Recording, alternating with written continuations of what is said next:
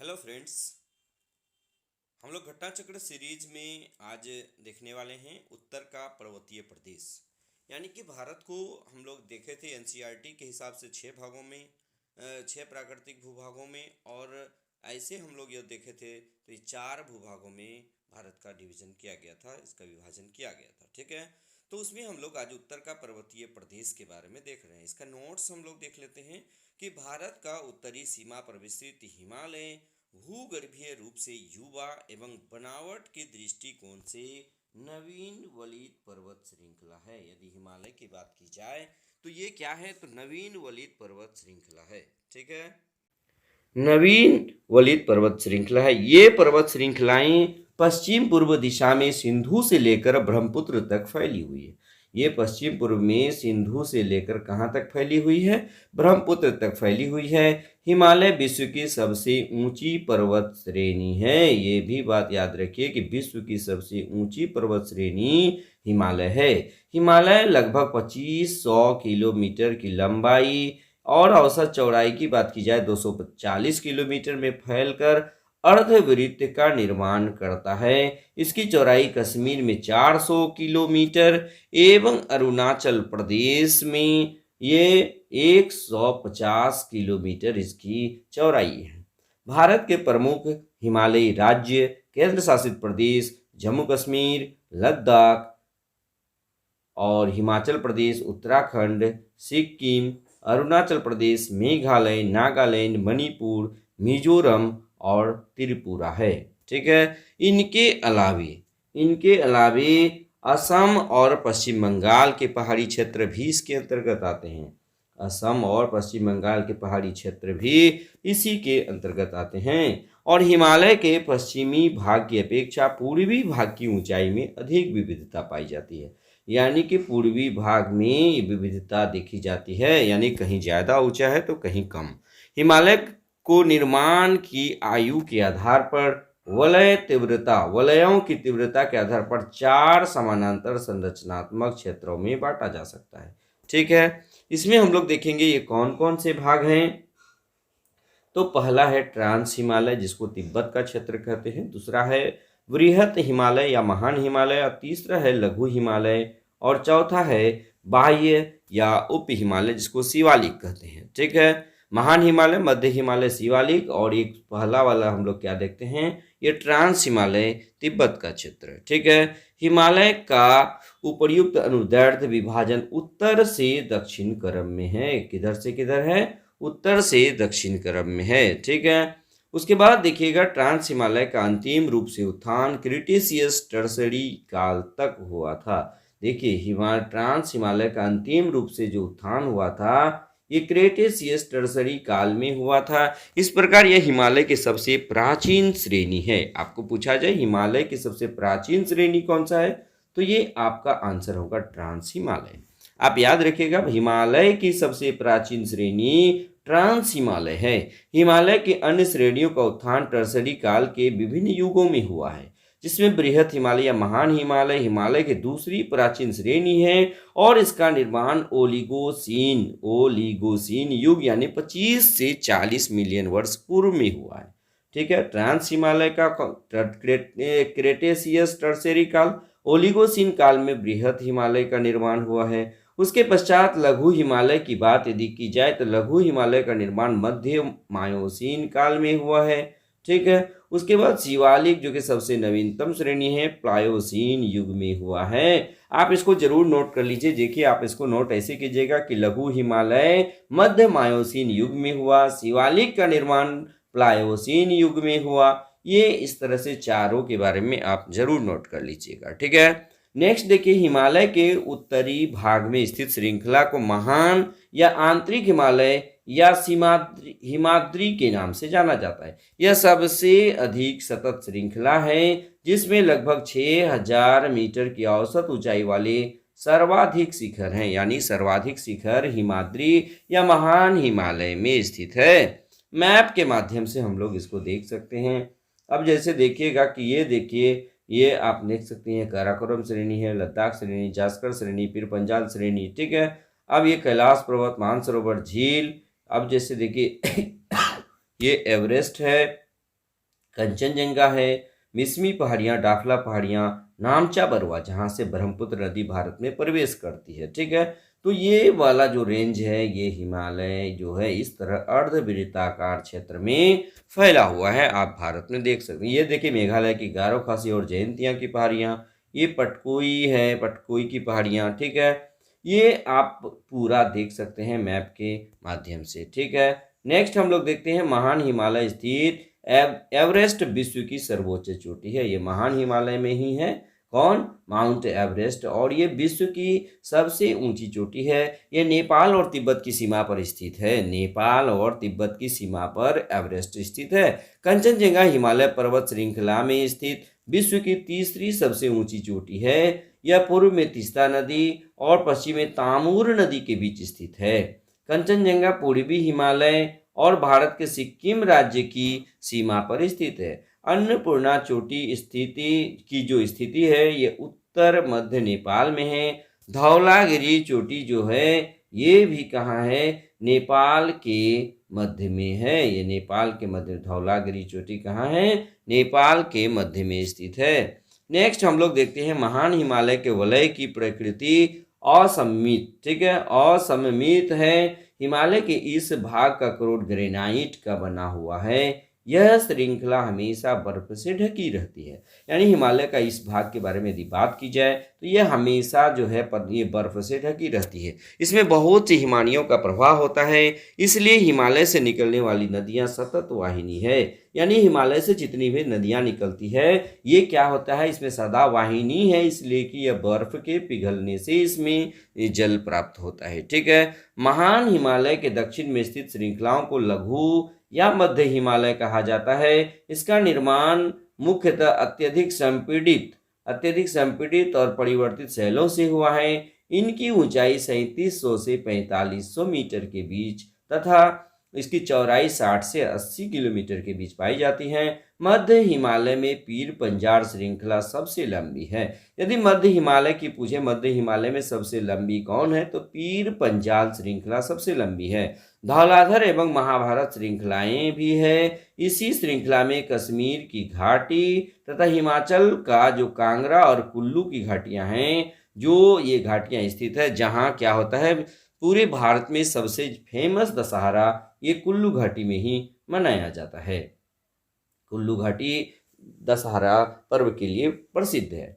हिमालय की सबसे बाहरी श्रृंखला को शिवालिक कहा जाता है। यानी कि सबसे जो दक्षिणी भाग है इसको हम लोग क्या कहते हैं? शिवालिक कहते हैं। इनकी चौड़ाई 10 से 50 किलोमीटर है तथा ऊंचाई 900 से 1100 मीटर के बीच है।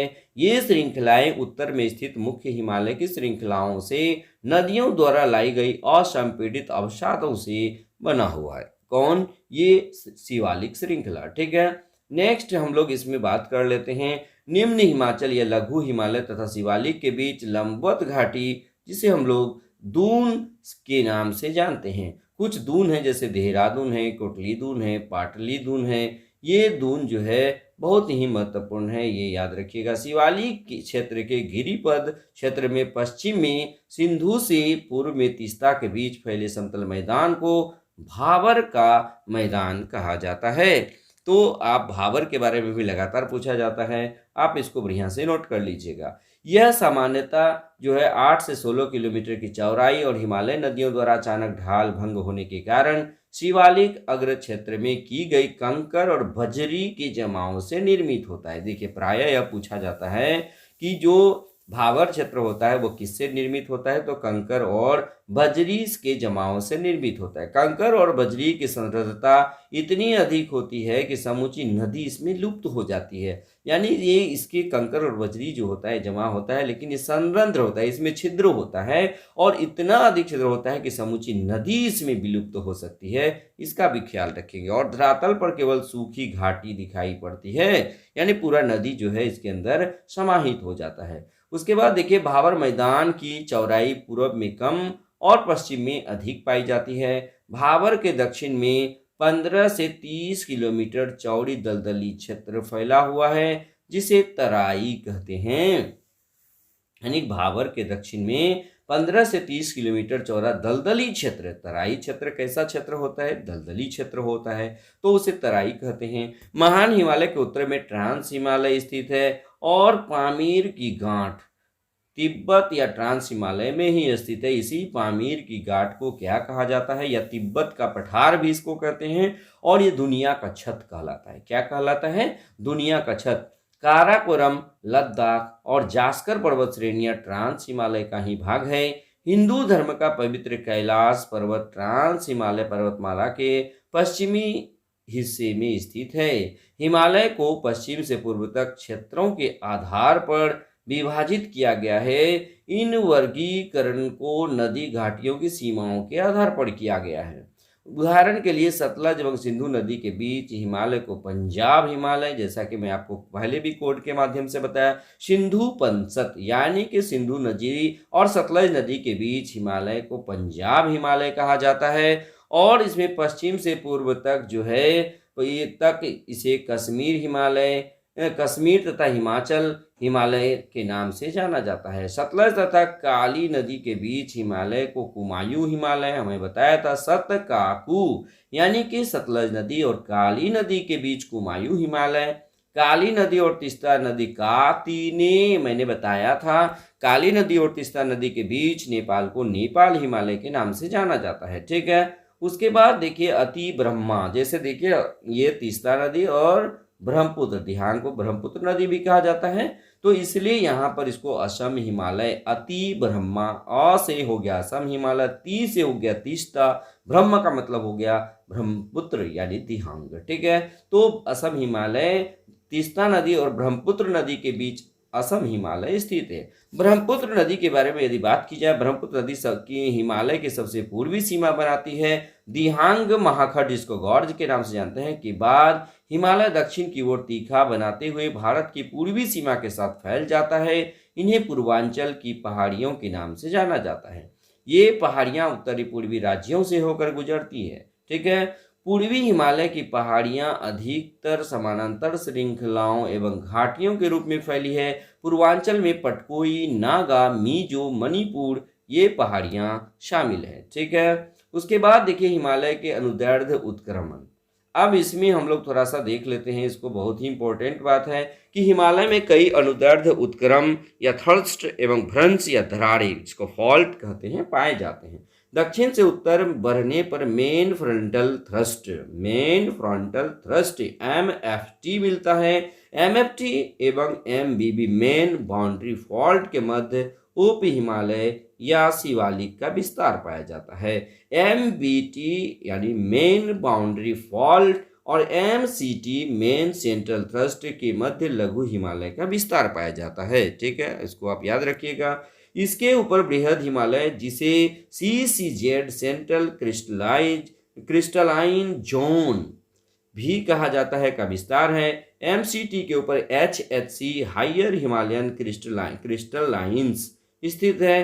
तिब्बत हिमालय टेथीज यानी HHC एवं STDS साउथ तिब्बतन डेचमेंट सिस्टम, ठीक है, के मध्य अवस्थित है। इसके उत्तर में सिंधु सांगपो सीचर क्षेत्र, इंडस सांगपो सीचर जोन अवस्थित है। ITSZ के उत्तर में ट्रांस हिमालय है। इन उत्क्रम क्षेत्रों की अवस्थिति हिमालय भौगोलिक संरचना के कारण यह भारत का सर्वाधिक सघनता वाला भूकंपीय क्षेत्र माना जाता है। इस क्षेत्र में प्लेटों के संचालन के कारण यहाँ पर भूकंप प्रवण क्षेत्र अधिक है। ठीक है, अब हम लोग यहाँ पर देखते हैं प्रश्नकोश। यहाँ पर ऐसे प्रश्नों को शामिल किया गया है जो ऑलरेडी किसी न किसी परीक्षा में पूछा जा चुका है। ठीक है, जैसे देखिए 1 नंबर में देखिएगा, निम्न वक्तव्यों पर विचार कीजिए तथा सही उत्तर का चयन नीचे दिए गए कूट से कीजिए।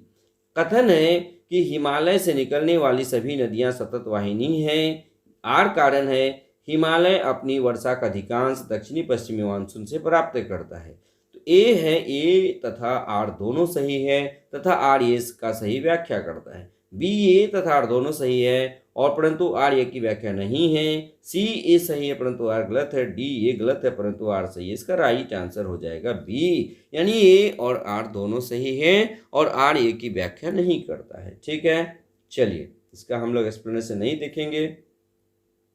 अब यहाँ पर देखिएगा, निम्न वक्तव्यों पर विचार कर सही उत्तर का चयन कीजिए। ठीक है, अब देखिएगा कि यहाँ पर क्या है कि निम्न वक्तव्यों पर विचार कर सही उत्तर का चयन कीजिए।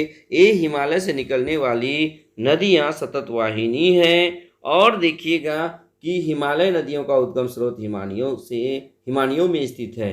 इसका राइट आंसर क्या होगा? ए गलत है और आर सही है। बी ए और आर दोनों सही है और आर ए की पुष्टि करता है। सी ए और आर दोनों सही है, आर ए की पुष्टि नहीं करता है। डी जो है ये और दोनों सही है, ये सही है और आर गलत है। इसका राइट आंसर क्या हो जाएगा? बी, यानी ए और आर दोनों सही है, आर ए की पुष्टि करता है। ठीक है, अब देखिए तीसरा नंबर का क्वेश्चन। यहाँ पर तीसरा नंबर क्या है? हिमालय की रचना समानांतर वलय श्रेणियों में हुई है, जिसमें से प्राचीनतम श्रेणी है तो शिवालिक श्रेणी, निम्न हिमालय, बृहत हिमालय श्रेणी, धौलाधर श्रेणी। तो इसका राइट आंसर है बृहत हिमालय श्रेणी। ये IAS प्री में पूछा गया क्वेश्चन है। ठीक है, चलिए एक्सप्लेनेशन आप लोग अपने से देख लीजिएगा। ठीक है, चौथा नंबर का सवाल देखिएगा। चौथा नंबर का सवाल है, उत्तर भारत में उप हिमालय क्षेत्र के सहारे फैले समतल मैदान को क्या कहा जाता है?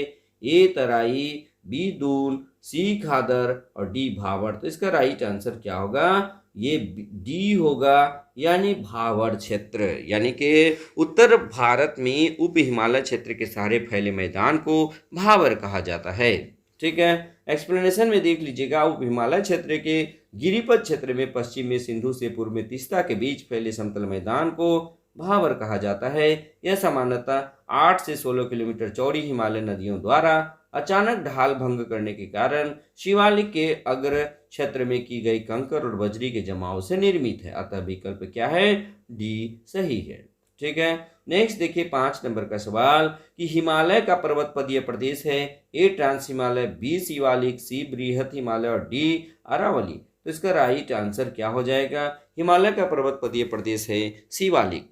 ठीक है, अब इसमें देखिएगा, हिमालय का पर्वतपदीय प्रदेश शिवालिक श्रेणी के दक्षिण भाग पर स्थित है।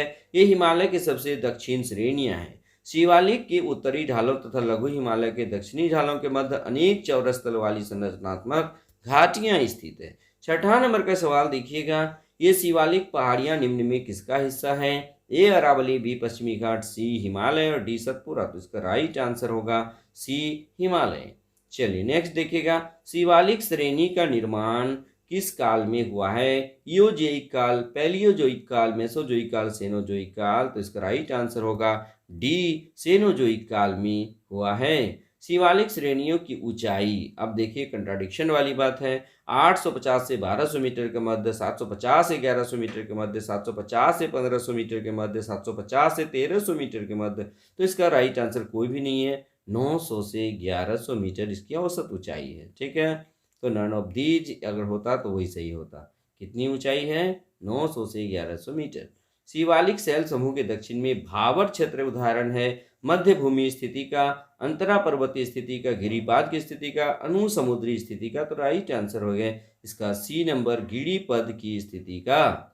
उसके बाद हम लोग देखते हैं 10 नंबर का सवाल।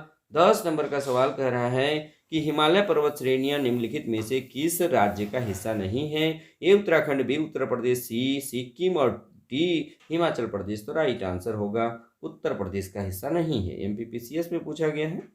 चलिए 11 नंबर में देखिए, जब आप हिमालय की यात्रा करेंगे तो आप निम्नलिखित को देखें। गहरे खड्ड, यू घुमाव वाले नदी मार्ग, समानांतर पर्वत श्रेणियां, भूस्खलन के लिए उत्तरदायी तीव्र ढाल प्रवणता। और ऑप्शन देखिए, ऑप्शन के हिसाब से इसको मारा जाएगा। ये केवल 1 और 2, केवल 1 2 4, केवल 3 और 4, केवल डी 1 2 3 और 4। यानी कि इसमें चारों, यानी कि इसमें हम लोग चारों जो चीजें हैं हम लोग देख पाएंगे। ये IAS में पूछा गया क्वेश्चन है। ठीक है, चलिए अगला देखिएगा। यहाँ मैप देखिए 1 2 3 4 दिया हुआ है। ये पर्वत श्रेणियां कौन कौन सा है?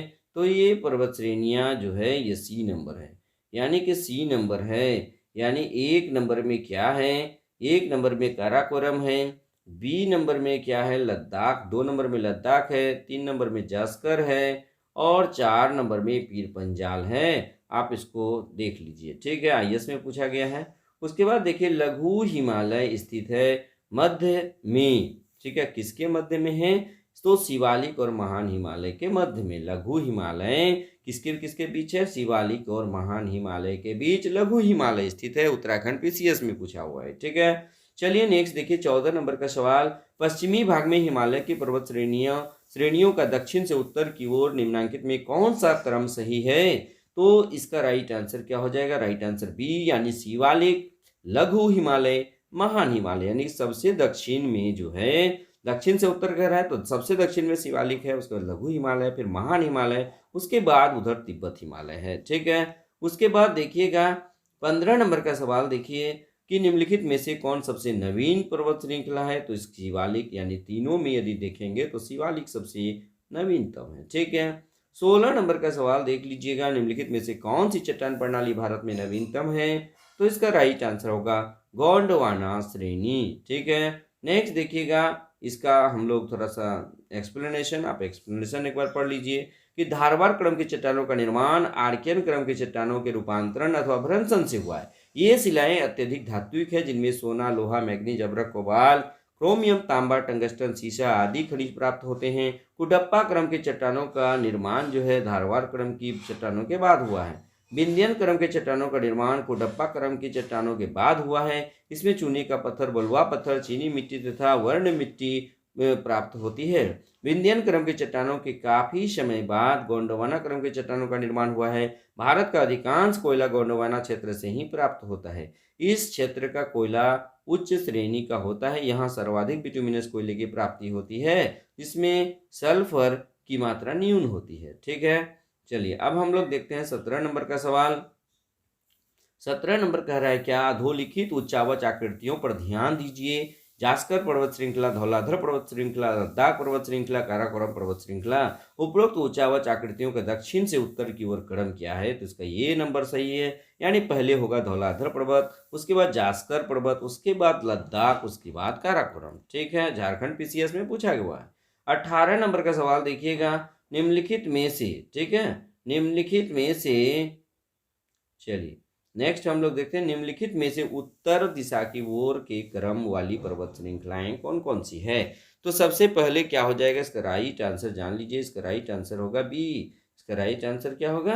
राइट आंसर हो जाएगा बी, यानी कि पीर पंजाल पर्वत श्रेणी, जास्कर पर्वत श्रेणी, लद्दाख पर्वत श्रेणी और काराकोरम पर्वत श्रेणी। ठीक है, चलिए नेक्स्ट हम लोग देख लेते हैं 19 नंबर कि निम्नलिखित समूहों में से कौन से पूर्व से पश्चिम की ओर पर्वत शिखरों का सही क्रम है?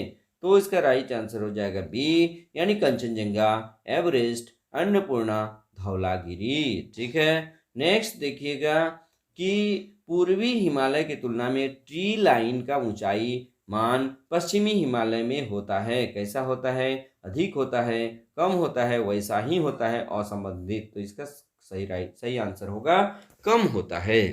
चलिए नेक्स्ट हम लोग देखते हैं 21 नंबर का सवाल। 21 नंबर का सवाल कह रहा है कि हिमालय की पहाड़ी श्रृंखला में ऊंचाई के साथ साथ निम्न कारणों से वनस्पति में परिवर्तन आता है। तापमान में गिरावट, बी वर्षा में बदलाव, सी मिट्टी का उपजाऊ होना, डी यानी 4 तेज हवा। तो इसका राइट आंसर क्या होगा? इसका राइट आंसर होगा ए, यानी 1 2 3, 1 2 और ये 3। तापमान में गिरावट, वर्षा में बदलाव, मिट्टी का उपजाऊ होना। ठीक है, अगला देखिएगा, अगला सवाल है कि उत्पत्ति की दृष्टि से निम्न पर्वत श्रेणियों में सबसे नवीनतम कौन सी है?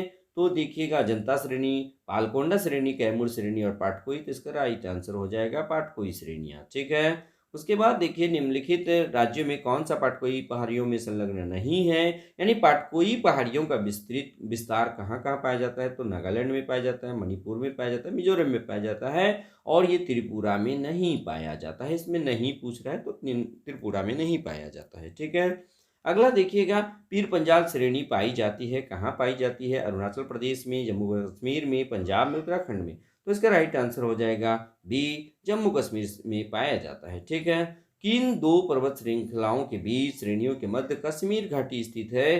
तो राइट आंसर हो जाएगा बृहत हिमालय और पीर पंजाल के बीच कश्मीर घाटी स्थित है, मध्य कश्मीर घाटी स्थित है। ठीक है, अब देखिएगा अक्साई चीन। ठीक है, निम्नलिखित में से कौन अक्साई चीन का भाग है? तो राइट आंसर हो जाएगा लद्दाख का पठार। ये बहुत ही इंपॉर्टेंट है, यूपीपीसीएस प्री में भी पूछा गया है, आगे भी पूछे जाने की प्रबल संभावना। अक्साई चीन का भाग लद्दाख का पठार है। ठीक है। नेक्स्ट देखिएगा, पश्चिमी हिमालय संसाधन प्रदेश की प्रमुख संसाधन है, तो राइट आंसर हो जाएगा 1। चलिए नेक्स्ट देखिएगा, ग्रेट हिमालय की ऊंचाई कितनी है, तो 8,850 या 8,848 भी आंसर होगा, तो आप उसको मार सकते हैं। ठीक है। चलिए उसके बाद देखिए, हिमाचल पर्यायवाची है, किसका पर्यायवाची है, तो ये मध्य हिमालय का पर्यायवाची है। अगला सवाल हम लोग देख लेते हैं 30 नंबर का। भारत में हिमालय केवल 5 राज्यों में फैला हुआ है, 2 कह रहा है। पश्चिमी घाट केवल 5 राज्यों में फैले हुए हैं। सी पुलिकट झील केवल 2 राज्यों में फैली हुई है। इसका राइट आंसर हो जाएगा बी, यानी केवल 3 सही है। पुलिकट झील केवल 2 राज्यों में फैली हुई है। ठीक है। अब जैसे देखिए, इसका एक्सप्लेनेशन आप लोग देख लीजिएगा। 31 नंबर का सवाल देखिए, भारत में निम्नलिखित में से कौन सी श्रेणी नवीनतम है, तो इसका राइट आंसर होगा हिमालय श्रेणी, क्योंकि ये अरावली, विंध्याचल, पूर्वी घाट और हिमालय की बातें देखी जाए तो हिमालय सबसे नवीन है। नेक्स्ट हम लोग देख लेते हैं 32 नंबर का सवाल। नीचे दिए गए 2 कथन दिया हुआ है, एक कथन है, 2 कारण है। भारत में सर्वाधिक सघनता वाली भूकंपीय क्षेत्र हिमालय क्षेत्र में स्थित है। हिमालय में कई अनुदैर्ध्य उत्क्रमण क्षेत्र अवस्थित है, तो इसमें राइट आंसर हो जाएगा ए, यानी कथन ए बिल्कुल सही है, और ये भी सही है और आर भी सही है, और आर ए की व्याख्या करता है। ठीक है। चलिए उसके बाद हम लोग देख लेते हैं अगला सवाल कि मणिपुर पहाड़ियों से घिरा हुआ है। इम्फाल बेसिन एक सुंदर उदाहरण है, किसका है, सरोवरीय मैदान का, लोहित मैदान का, हिम नदीय मैदान का, जलोढ़ मैदान का, तो इसका राइट आंसर है सरोवरीय मैदान का। ठीक है। उसके बाद 34 नंबर का सवाल देखिएगा, हिमालय पर्वत श्रेणी के संबंध में निम्नलिखित में से कौन सा कथन सही है, तो इसका राइट आंसर क्या हो जाएगा, राइट आंसर 2 और 3 सही है, यानी लघु हिमालय की परतदार चट्टानों में समुद्री जीव जंतुओं के जीवाश्म मिलते हैं। बाह्य हिमालय या शिवालिक हिमालय में मानव सभ्यता के अवशेष मिले हैं। ये बिल्कुल सही है। ठीक है। चलिए अब हम लोग देख लेते हैं क्या 35 नंबर का सवाल, हिमालय के किस भाग पर करेवा भू आकृति पाई जाती है। वेरी वेरी इंपॉर्टेंट क्वेश्चन है। करेवा भू आकृति कहाँ पाई जाती है, तो कश्मीर हिमालय में करेवा भू आकृति पाई जाती है। ठीक है। तो ये आज का अंतिम सवाल है, यानी हिमालय के किस भाग पर करेवा भू आकृति पाई जाती है, तो राइट आंसर होगा कश्मीर हिमालय।